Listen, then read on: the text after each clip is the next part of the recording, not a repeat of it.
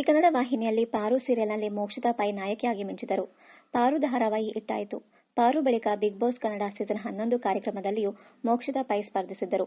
ಮೊದಲ ಸೀರಿಯಲ್ನಲ್ಲಿಯೇ ಯಶಸ್ಸು ಕಂಡ ನಟಿ ಮೋಕ್ಷಿತಾ ಪೈ ಸದ್ಯ ಚಿತ್ರರಂಗಕ್ಕೂ ಕಾಲಿಟ್ಟಿದ್ದಾರೆ.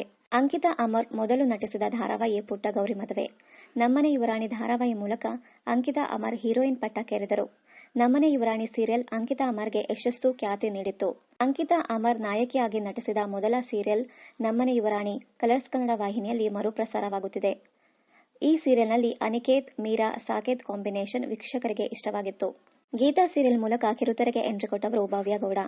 ಗೀತಾ ಧಾರಾವಾಹಿಯಿಂದ ಭವ್ಯ ಗೌಡಗೆ ಸಕ್ಸಸ್, ನೇಮ್, ಫೇಮ್ ಸಿಕ್ಕಿತ್ತು. ಗೀತಾ ಸೀರಿಯಲ್ ಎಂಡ್ ಆದ ಬಳಿಕ ಬಿಗ್ ಬಾಸ್ ಕನ್ನಡ ಸೀಸನ್ 11 ಕಾರ್ಯಕ್ರಮದಲ್ಲಿಯೂ ಭವ್ಯ ಗೌಡ ಸ್ಪರ್ಧಿಸಿದ್ದರು. ಬಿಗ್ ಬಾಸ್ ಮೂಲಕ ಭವ್ಯ ಗೌಡ ಅವರ ಫ್ಯಾನ್ ಫಾಲೋಯಿಂಗ್ ಹೆಚ್ಚಾಯಿತು.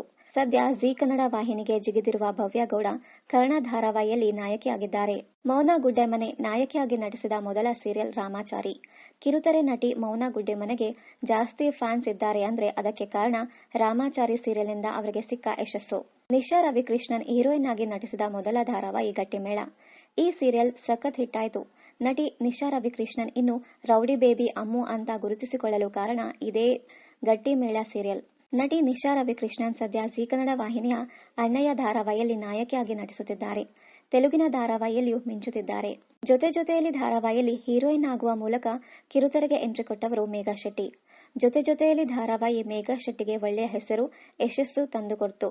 ಜೊತೆಯಲ್ಲಿ ಧಾರಾವಾಹಿ ಬಳಿಕ ಸಿನಿಮಾಗಳಲ್ಲಿ ಮಿಂಚಲು ಆರಂಭಿಸಿದ್ದಾರೆ ಮೇಘಾ ಶೆಟ್ಟಿ. ಇನ್ನಷ್ಟು ಕನ್ನಡ ಧಾರಾವಾಹಿ, ಸಿನಿಮಾ ಹಾಗೂ ಇನ್ನಿತರ ನ್ಯೂಸ್ ಅಪ್ಡೇಟ್ಸ್ಗಾಗಿ ಚಾನೆಲ್ ಅನ್ನ ಸಬ್ಸ್ಕ್ರೈಬ್ ಮಾಡಿ. Thank you.